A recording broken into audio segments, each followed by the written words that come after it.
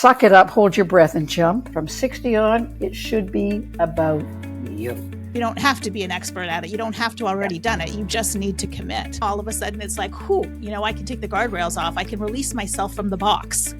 I can redefine anything that I would like to redefine during this chapter. I know now for a certain, my instincts have served me well for 80 years about jump. And you don't know quite where it's going to take you. Don't think that you should plan. Okay, at 50, I'll do this. At 60, I'll do this. At 70, I'm going to do this. And at 80, I'm going to do that. I don't think life happens like that. Hey, everybody, and welcome to this episode of the Old Chicks No Shit podcast. I'm your host, Jennifer Arthurton. And today we are talking all about really living your life, like reaching for your full potential, reaching for new challenges and possibilities for your life.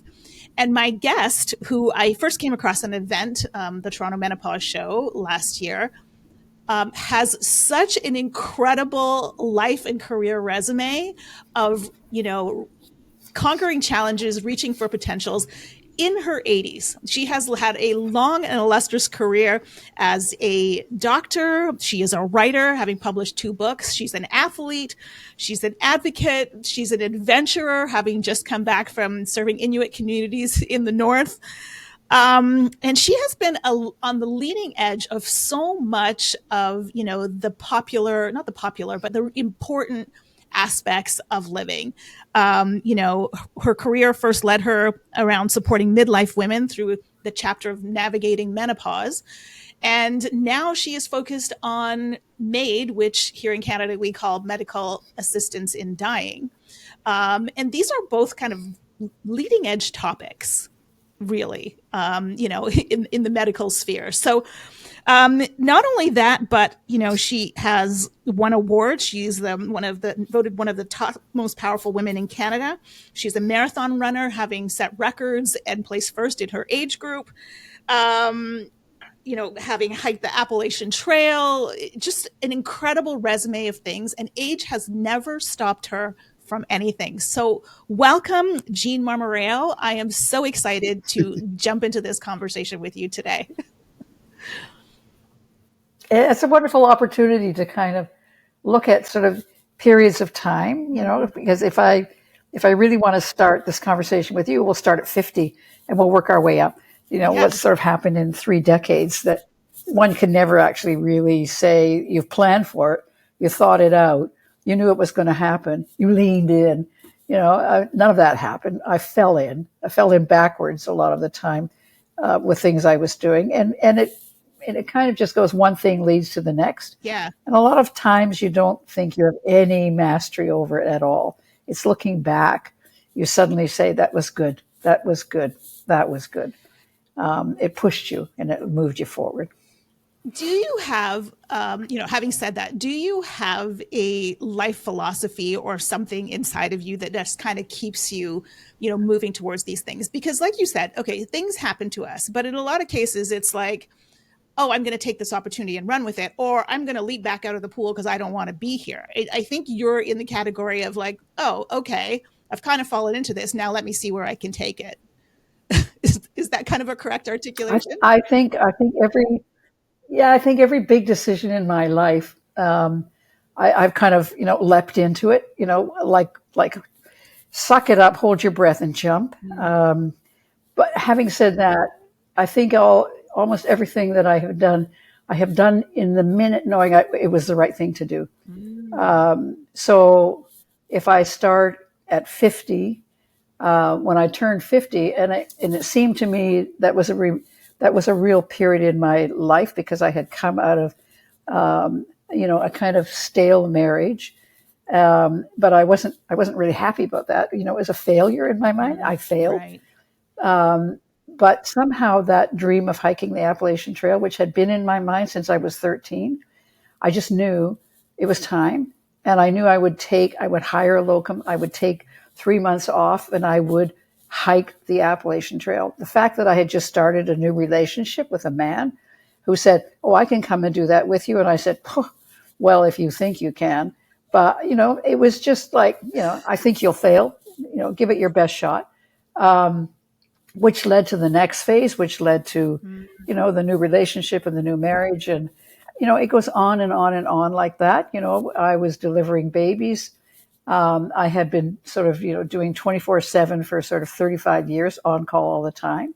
And in a flash, I knew I would join a group, that I would join a group of 5 women, and we would then work as a team, and I would only be on call one night in 5 and one weekend in Right. 4.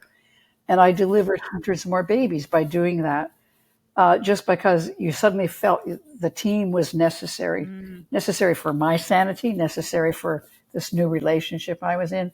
But it also broadened the whole delivery experience of, kind of taking a woman through labor and delivery. And so if I look at things that I have done, MAiD was another, the minute I looked at the Kylon saying the Supreme Court voted 9-0 that MAiD would be necessary because it was a charter right for a Canadian to have bodily autonomy, I knew immediately what I was going to do. It was just like, boom, you will do that, and the same with going to the territories. I had kind of semi-retired out of my practice. And I think I was like a dog chewing its innards for 9 months. What am I going to do? What am I going to do? I can't sit around, because that really, if you, I am by admission a driven woman. And, that's my upbringing. That's my Presbyterian roots. Right. You earn your way to heaven, or you earn your way into kind of a value system that says, if you're not contributing, what are you doing? But, for 9 months, I didn't know what I was going to do, but I knew that I wasn't going to sit around. I couldn't. Right. This is not the kind of woman who smells the flowers, I mean, I worked very hard to plant the flowers so I can smell them, but I can't sit. So, and suddenly, one of my friends said, well, I go to Yellowknife, and I knew instantly what I had to do. So it's, everything kind of hits me like, as my father would say, it's like hitting a donkey with a 2x4 to get your attention. Nothing seems to kind of come to you until it comes to you. Right. But boy, when it does, you just know what you got to do. I love that so much, because I think all of us, have these callings, like things will call to us. And then there's this question of like, oh, am I going to do it because, that would mean a big change in this, or I would have to adjust my life in this way, or that would mean something else. Right. And that can hold us back from doing those things. But I think, you and I were talking a little bit just before we hit the record button about how difficult change is for us as human beings. Right. But when you feel that calling, you can answer the call or you could not answer the call. Like, you have a choice. Right. And I think what's beautiful about what you just said is when you answer the call, it will lead you to something else that you probably can't even tell what it's going to be. Like, you don't know what's coming, but it will lead you somewhere else. Well, I don't think you're in that position until you're 50. Yeah. We had a marathon training group for midlife women, but it assumed one big thing. It didn't assume that you were a runner. It didn't assume that you were athletic. It assumed that you could commit to time to train. And we trained women over a period of 9 months. We started in January, and we took them to the Marine Corps Marathon in Washington, D.C. in October. 9 months. That's the length of a pregnancy. But we basically took women off the couch, and we started this training program. And from January until October, we trained women. So this was like, 3 runs in the week and a long run on the weekend. Yeah. And that meant on the weekend, women had to turn over the shopping and the cleaning and the house cleaning and taking the kids to the cottage and hockey and all, turn it over.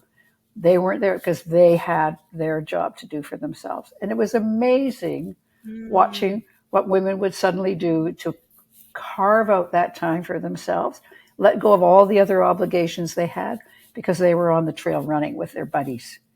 And it was amazing to kind of watch, but you have to assume that you're in a position to be able to do that. And that does not happen to many women before they're 50. This is true. Because they're too busy raising the kids. They're too busy trying to find their career path. They're too busy, looking after the parents come in big time once you're sort of 60. But, it was suddenly you have time. And not only from 50 to 60 do you have time to say, get out of my way, I've got to do this for myself.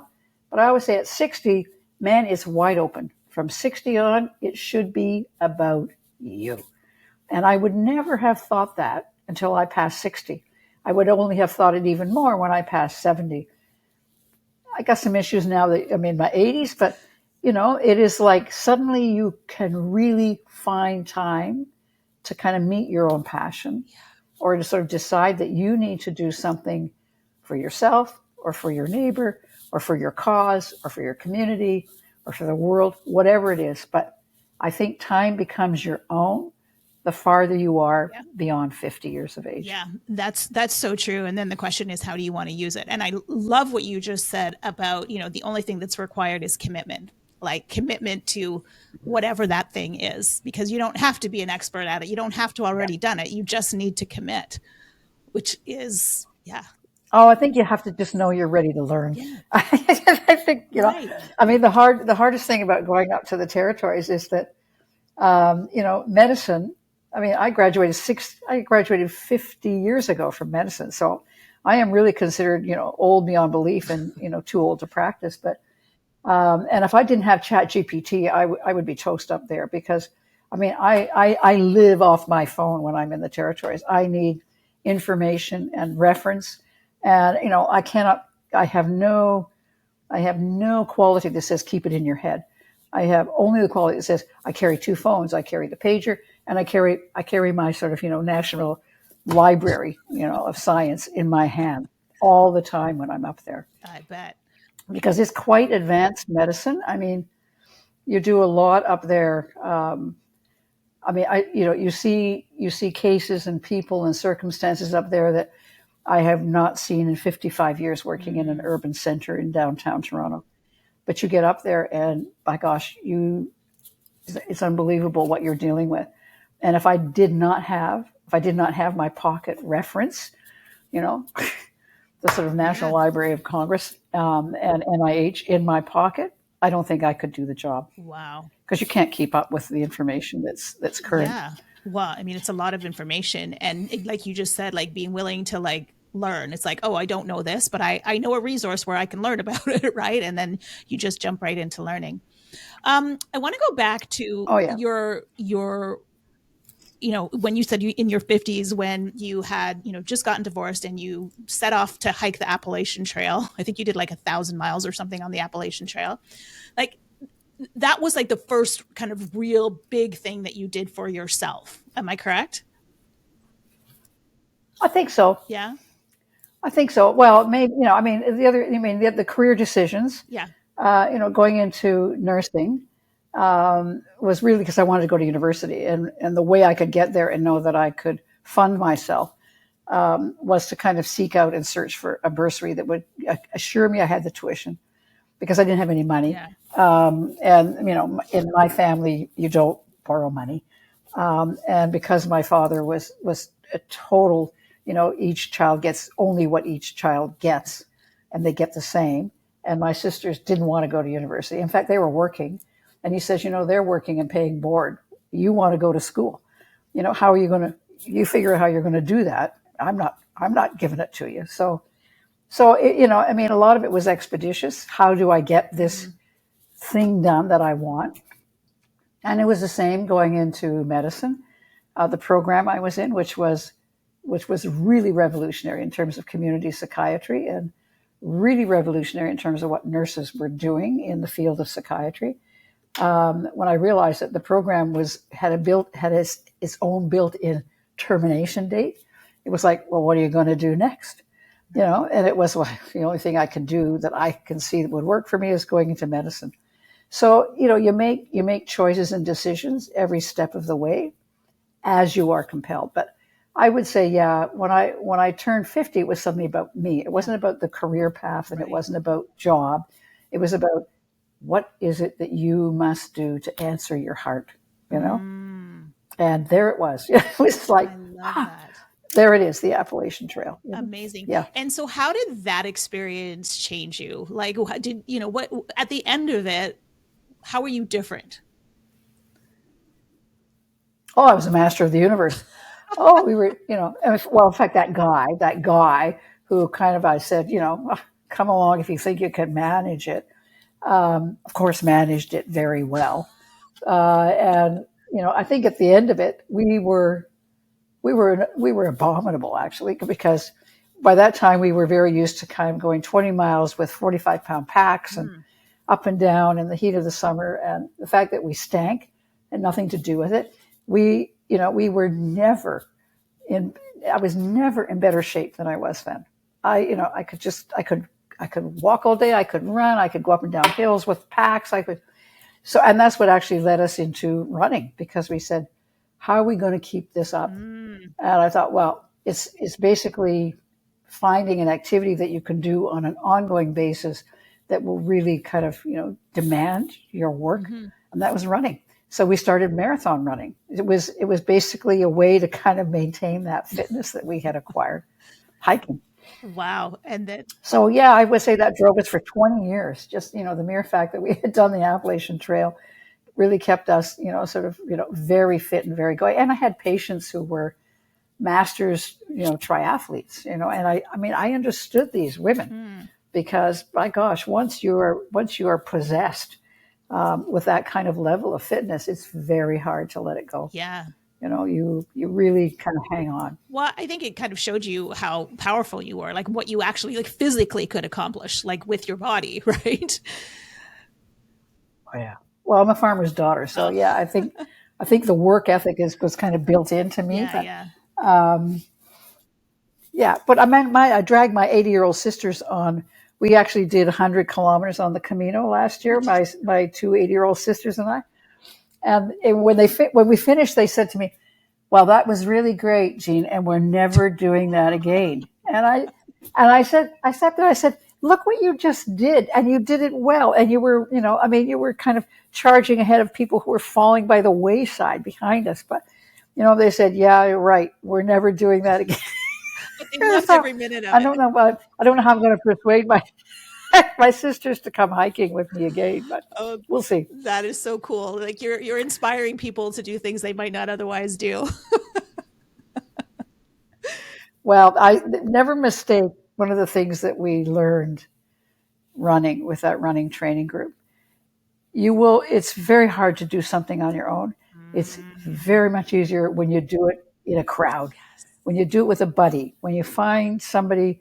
We used to have a saying in our running group, because we had many levels of fitness in the running group. We started from walkers, and then we had walker runners, and then we had runners, and we had every level of runners, But we had women who only had, well, it didn't even give each other their phone numbers, because they said, if I give you my phone number, you're going to call me and say it's raining, I can't meet you. And if I don't know my phone number, you just know I'm to turn up at 6:00. It doesn't matter what the weather is. I'll turn up, because I don't have your phone number to sort of say I can't come because it's raining. So women, women do many things together much better than if they're trying to do it alone. There's no doubt in my mind about 100%. that. I so agree with that, because, when it's just you and you can make all kinds of excuses in your head about why it's not possible. But when you've committed to somebody else. Oh, yeah. The head talk is terrible. Oh, yeah. When you've committed something to somebody else, it's like, now it's not just about me, and I don't want to let my friend down, or I don't want to, right? And now all of a sudden it pushes you forward. And I truly believe that a collective of women can accomplish like ridiculously inspiring things. Like, yeah, in fact. Yeah, well, yes. I think Margaret Mead would say, in fact, it's only women coming together that actually make any change happens in the world. So yeah, for sure. Talk to me a little bit about like what advice would you give to women about navigating change? Because it is like our brains are hardwired to resist change, right? Like that's just the kind of way we are as humans. So what advice would you give to women who are, looking at making a big change, and how best could they navigate that? Well, I think the first thing is to sort of recognize the pull to not change. I think if you don't start off sort of saying, the thing that makes you hesitate is very often you, okay? And I think this is a given. And I think if you don't start off sort of saying, I may not be comfortable in the rut, but I'm in the rut, I know. So sometimes that's the very first thing you've got to acknowledge before you're prepared to put your foot out of that rut. And know and force and push yourself a little bit to sort of say, I am really scared. I've got lots of questions, and I may not think I've got the answer, and I may not think I'm skilled enough or good enough or young enough or smart enough or whatever. I mean, there's so many, I cannot because there also is no doubt in my mind that if you can find a like-minded soul, if whatever you think you want to do, if you can find somebody who's there doing it and hang your star on them, whether it is to have coffee or to have a meeting or to sort of say, can you give me some tips? Or can you direct me to sort of where I need to go to get more information, to kind of know what challenge I might have to kind of understand or face or step up to? Gloria Steinem, that lovely line of Gloria Steinem's, do something every day that scares you. Well, I don't do it every day, but by God, I sure know when I'm there. I sure know when I am outside my comfort zone or outside my routine, because it's not familiar. And there's a feeling about, I don't know what I'm stepping into. And it can be, I think, scary. It can certainly make people apprehensive. But if it makes you curious, and if it makes you know that you now must source resource, you must look for help. You must look for who can help you out here. And it's somebody who's there, or somebody who's got the experience that you don't have, or somebody who can give you some direction, or somebody who's got information. Even if that information is only their enthusiasm about what it is, that's the pull. I mean, that's what's going to keep you moving forward. I always think when I started going north, the best thing I could do was sit down with somebody who was clearly passionate about why they were there. And once I could hear it, and once I could see it, and once I knew that was what I was looking at in the team and how they were working, it made everything very much easier for me to say, I can do this too. I can step with you here. I can move in your direction. Because I think it affirms you. I think it affirms your interest. It affirms why you're doing it. It affirms your own curiosity. It informs you, and it gives you, I think, a balance for your commitment or your enthusiasm to try. Because you can't accomplish without trying, Yeah. And I love that because it has no attachment to the outcome. It doesn't say, you are going to become this thing or do that thing. It's simply, you are going to try. And in that trying, you will open up another part of yourself. You will see a dimension of yourself maybe that you haven't seen before. You'll see a capability you didn't know you had. Oh, yeah. Just in the trying. Yeah. Oh, I love that. Oh, yeah. Yeah. But you can't, these are hard words, I mean, they're hard concepts for people who are saying, oh, I don't know about that, whoa, that's scary, it just, so yeah, I guess what I'm saying for most women, because I think women are tuned to their feelings a lot more. I mean, much more tuned in than a lot of men. I think apprehension. I think fear. I think doubt. I think self-questioning. I think there are many feelings that women have that they are very much in tune with. And it's knowing that you can actually get there and feel it and still push. Yes. And still say, yeah, okay, this is what I should expect. Because, I like to be perfect. I like to be perfect. Yes. But you can't be perfect without, the 20,000 hours of practice. So you don't get there without sort of knowing that there's a trial ahead. I love that. Feel the feelings and do it anyway. Yeah. Yeah, that's so good. So you've written 2 books, like I said, that are kind of been on the leading edge of medical advice. First in 2002 when you wrote The New Middle Ages, right? I mean, people were not talking about middle-aged women in 2002 and navigating menopause. That was still like a hush-hush topic. And now you've done it again, with your The Last Doctor, The Last Doctor book that you just wrote. Mm-hmm. And what do you think it is that pulls you to kind of these leading edge topics? Like you're opening the door to things that people are not talking about yet, and you're kind of like charging through. Yeah, true. Yeah. Well, it was amazing. I don't think I ever would have written The Last Doctor if I hadn't been sort of Shanghai. I really feel I got shanghaied by Johanna Schneller and my patient, Yolanda Martins, who basically, I helped die. But Yolanda was a really big time qualitative researcher at Dana-Farber in Boston. And then, developed a very rare lung condition, needed a lung transplant. And, came into my life 5 years after she basically returned home, not really able to work anymore, not able to kind of do her job. But her job was qualitative research in the medical field, in cancer research. And her own experience around the holes in the system, if I can use that word, because MAiD was so new in Canada. And Yolanda was a very sharp critic of when you failed to serve people. That was her job. And she had a lot to say. And I thought, this is a woman who is basically an expert in care. And she knows the flaws, and she needs to bring them out, and it needs to be said. And I couldn't do it because of patient confidentiality, but I put her in touch with Johanna, because I thought Johanna is a reporter and a journalist, and she can help tell this story that I thought needed to be told. Right. And in fact, the story that ended up being told was Yolanda's. So they had cooked it up, those two. They cooked it up.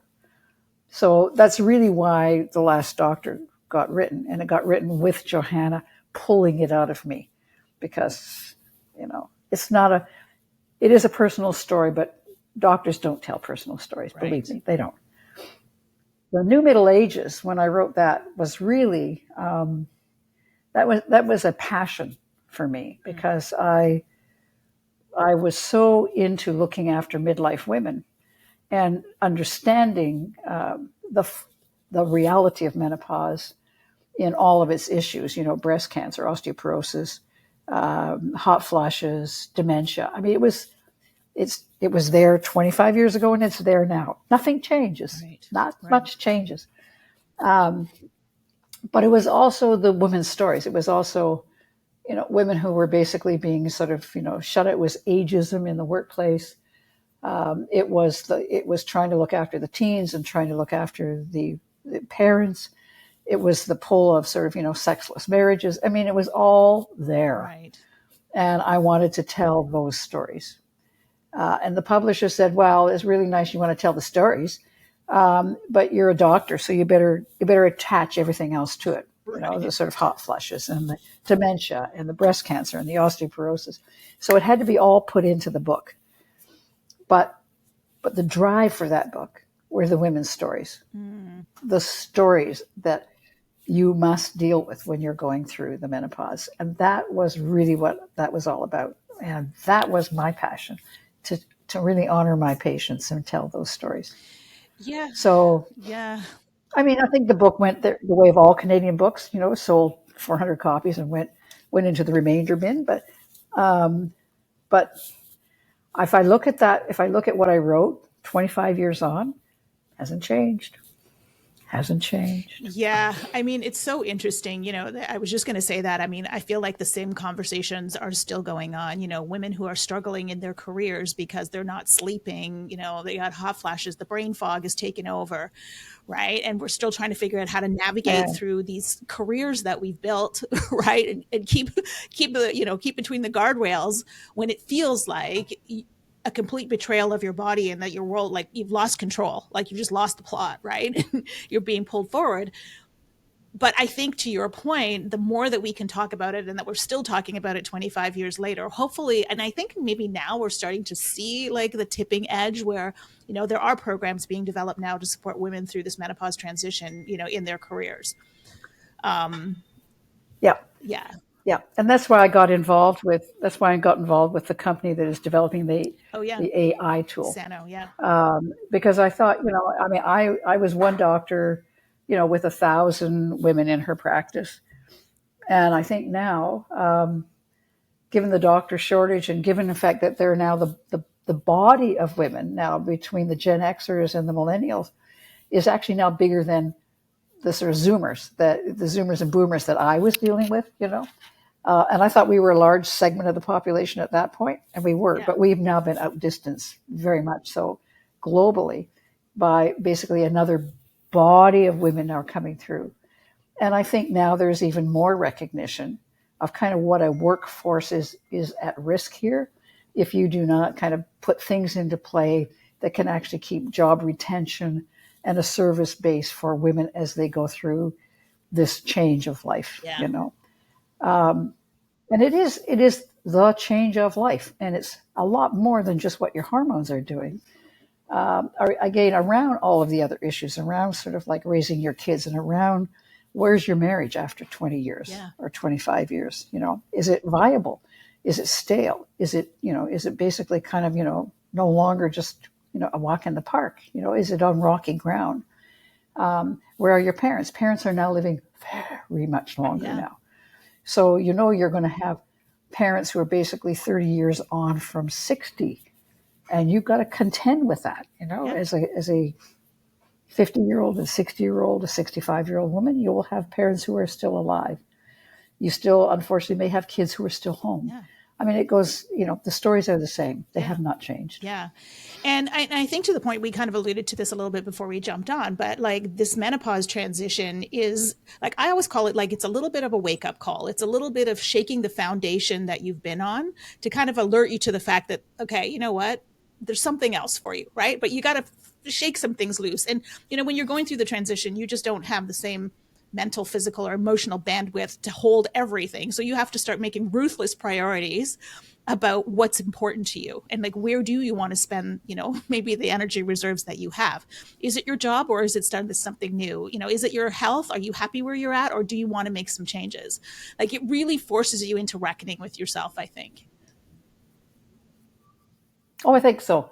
And again, I think for a lot of women, they don't, until you actually hit the change. I think when we started talking about this just before we started recording, I said, the issue with menopause, of course, is that your fertility ends. And you may not frame it like that, but that is basically, what is this change? You are no longer the fertile women giving birth. So what the hell are you? And I think that's exactly where women get to, and they say, what do you mean? What do you mean? I'm still me. And I say, no, actually, you're not you anymore. You are a different you. And you now need to think about the second half of your life. And let's look at it as a 40-year project. Mm-hmm. So you've got the first 50 and you've got the next 40. And so now this is a life that basically is, the foundation is you. You've done the career thing, and you've done the marriage thing, and you've done the have the kids thing. Now you sort of say, okay, now that's there. Now let's look at me. I've got 40 years. 40 years. And what are you going to do with 40 years? And you're right. If the job is good, great, hold it. If you're on a career path up the ladder and it's good, hold it. If you need to make a change, you better start thinking now, because it's 40 years. Right. It's not 10, it's not 20, right. It's 40 years. Yeah. And you sure want to know that everything you've done up till this point in time has prepared you for the next 40, but you're coming at it not from a baby, you're not from an infant anymore. You are now a grown woman who can think, who knows, who's got values, who may have goals, who may have certainly passions, but you have no idea what's coming. Right. But it's 40 years. Think about it in the long picture, not a short frame. Yeah, like the longest chapter of your life yet. If you really look at it, like if you break it into sections, it is, right? And it's the one you control. And it's the one you control, because you sure don't control much between 1 and 10. True. And you could argue that, you're not controlling much between, 10 and 40 even, because you're so heads down doing all the things for everybody, right? And now all of a sudden it's like, I can take the guardrails off. I can release myself from the box. I can redefine anything that I would like to redefine during this chapter, this long chapter. Yeah. And I guess the other thing I would say is to know it's there. But again, you don't have to sit down and write the script. I know now for a certain that my instincts have served me well for 80 years about jump.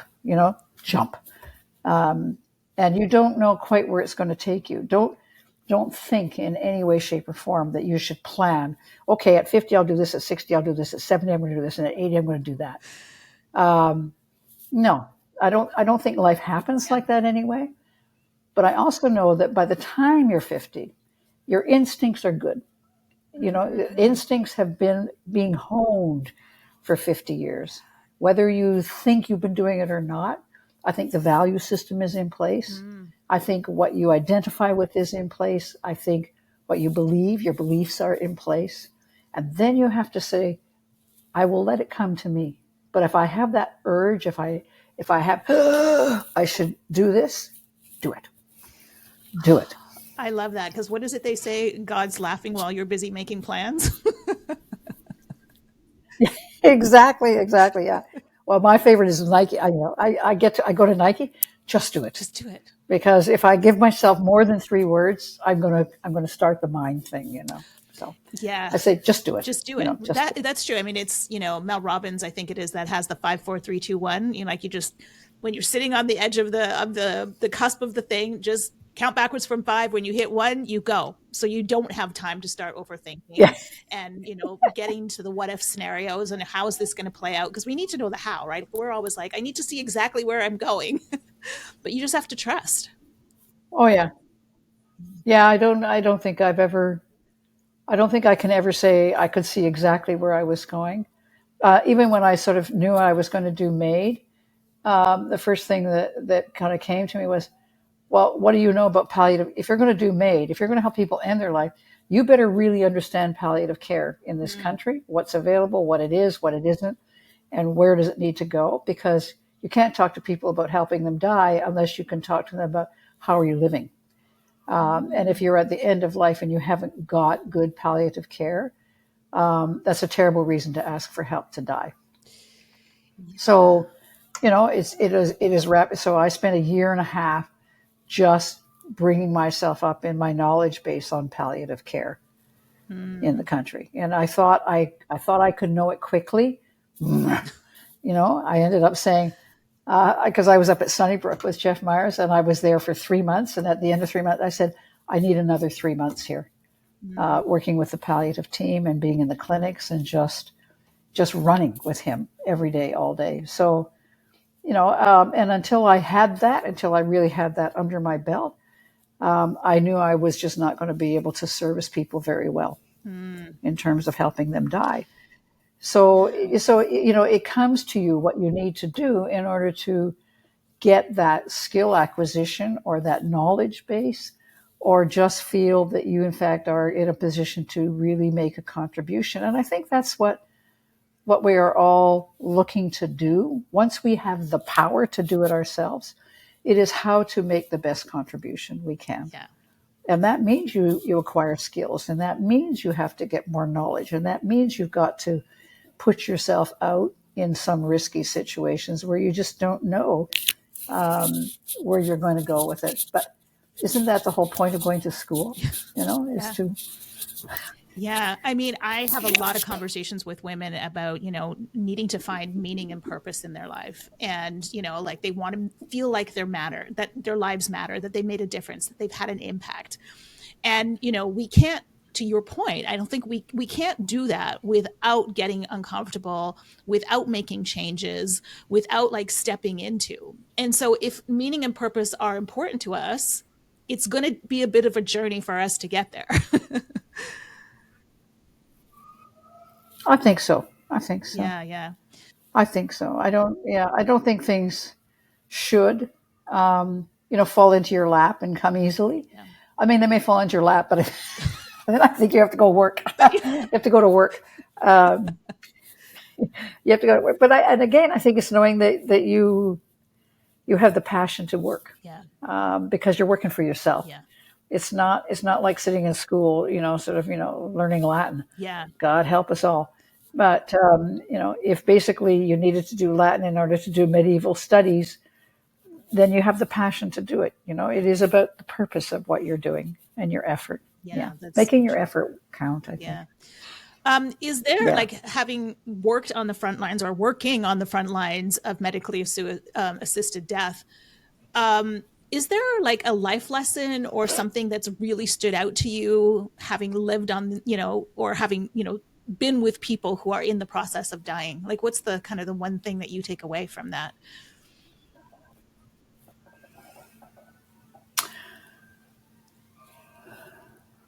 I think most people who are asking for help to die are asking to have mastery.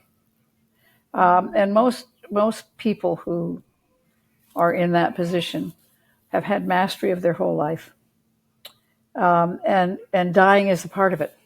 So I don't think they separate it ever. I think they said, I have had a good life. I have raised my kids. I have worked. I have contributed. I have value. I have lived the life I valued, and I want the death I value as well. So, very often when I'm talking to people and they're quite nervous and afraid about the eligibility criteria you must meet. And very quickly, for a lot of these people, when I'm with them, I feel this apprehension and fear, like they're performing. They got to perform for me. They got to justify their ask. And I very often, very quickly reassure them. I say, look, you're going to be eligible. You do not have to present your case to me to sort of say, am I defining your worthwhileness and asking for help to die? And the minute I do, it's a different conversation. They are assured that the value they're asking for in controlling their end of their life matches the value they've had in living their whole life.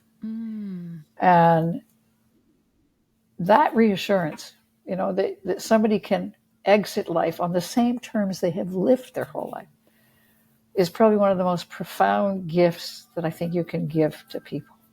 Is that how they end their life and how they've lived their life are basically the same, and that one is not going to be left floundering or suffering or not heard at the end of their life in a way that just fails them as human beings and fails their value system and fails what they consider worthwhile and fails their dignity and fails their humanity.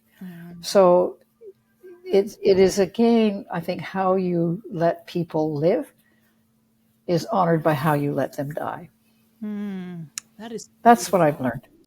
That is so beautiful. Like, living a life that's aligned with your values, right? Like that you feel like, okay, I've done what I needed to do. I've done what I wanted to do. And now I'm going to choose to leave the way that I want to, right? Like even though, the illusion of control, right? Like having some sense of participation in it is, I think, very important. Oh, for sure. Yeah. For sure.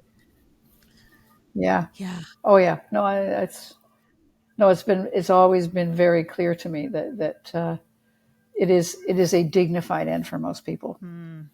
But you have to understand, that more than 5 or 6% of the population will never ask for an assisted death, because the need to live is too strong for all of us. 95% of people want to live. They want to live no matter what.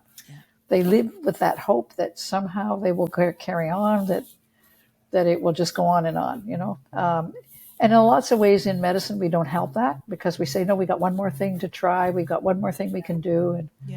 And you just realize that, people who are spending, days and days in the clinics, waiting for their 15-minute appointment to get a new medication, to be kind of, taken in the wheelchair home and have somebody look after them until their next visit, is not life, And having said that, believe me, I take nothing away from how you care for people, the very frail elderly. How you care for them really underscores and defines your whole society.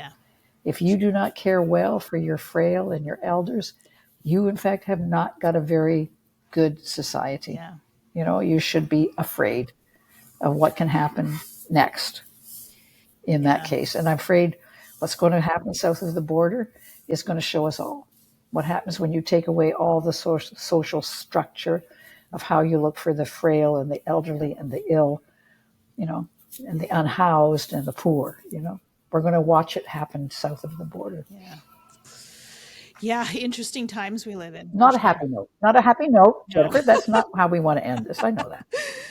Well, so, at 83, what is the next challenge that you are going to take on? Do you have a sense of that yet, or is Oh, something I that's did it brewing? already. I did it already. Oh my God. I decided that I really like watching people ski skate. Ski skate. And I thought, oh, well, I stopped downhill skiing 20 years ago and I've been just doing cross country skiing ever since. And I said, that is so stilted, cross country skiing, classic. I think I should ski skate now. Well, let me tell you. I mean, my husband plodding along with classic skis had no trouble keeping up with me as I'm floundering around trying to ski skate because I would go. I think the farthest I got was like 16 strides, and then I was almost in a state of collapse trying to get my breath because I thought it was all downhill. It wasn't. It was uphill. Anyway, it was that was this year's new challenge, and my body protested mightily. I mean, it protested mightily. But I thought it is so lovely to look at. Mm. I thought, yep.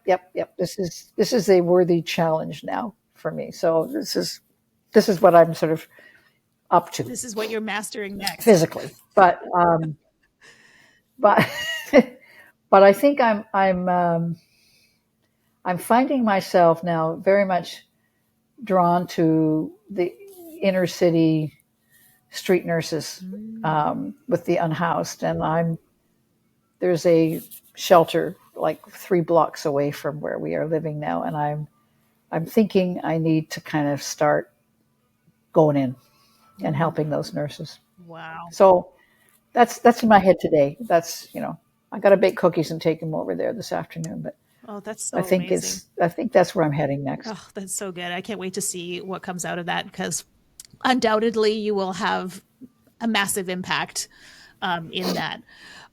Final question for you. How do you balance all of the things that you've taken on? Like you're going to the Yukon, your physical pursuits. I know you have a family and grandkids. Like, how do you manage your time and energy to be able to fit all of that in? I have a self acknowledgement. Sometime when I the last time I was training for the Boston, I was up at 6 in the morning and I would run down and do a spin class and then run to the office and then work and then get home. And I started every day and I would just, as I said, oh my God, you're tired. And then my next line would say, yeah, but you're such a driven woman. These are the little conversations you have in the morning before you just get on Yeah, with yeah. it. So so then COVID hit, and so the Boston stopped. And the minute you take away my goals, I stop. I don't have Right. I stop. So I'm not training for the Boston anymore, and I'm not tired. It took me almost a year to say to myself, "My God, I haven't said you're tired," but I haven't stopped saying you're a driven woman. And Mm. I think it's in part just acknowledging your character, and not taking issue with it. I mean, driven has a real pejorative sense in it, Yeah. and I'm slowly now in my eighth decade coming to terms with so you're a driven woman, so you better kind of just roll with that, and don't apologize that you don't seem to have endless amounts of time to do everything that people are asking of you and wanting to do with you. So I, I'm a flawed person in that sense, Jennifer. I have not found the answer for that. I'm still working on it. Well, it comes back to, I mean, we're all flawed and we're all working on things, but it comes back to what you said. It's about, commitment and trying, right? Like I'll just keep trying until I figure it out. Yeah, I'm working on it. I'm working on it. That's my new mantra. I'm working I'm on working on it. it. Well, and I think what's important too is that, the narrative that's in your head, right? Like the words that you're repeating to yourself is, I'm a driven woman, right? Like, so, what we're telling ourselves is what we're living, right? So as long as you have that frame of mind about that belief in that's who I am, that will keep you going. Yeah, for a long time. I can't wait to see what you do in the rest of your 80s and your 90s. Yeah. I'm trying to think about the 90s, because 88 seemed like a very old person to me. Wow. Oh my gosh. Oh Who would my have thought? goodness. So Oh, thank you. I'll let you know when I'm 88, maybe by then 92 will be really old, but 88 is just Yeah, okay, then when you're 92, it'll be 98. It's really, really old. So there you go. Oh yeah. I used to sort of think, when people would say, "How old are you?" And they would say, "Well, I'm 92." I say, "Well, you're old." And they say, "No, I'm not old. Old is always 10 years older than you." Exactly. Well, I'm reframing that. Old may be 5 years older than you. I know. But, It's so interesting. My dad just turned 90 and he lives in a building that's full of seniors, like a retirement community.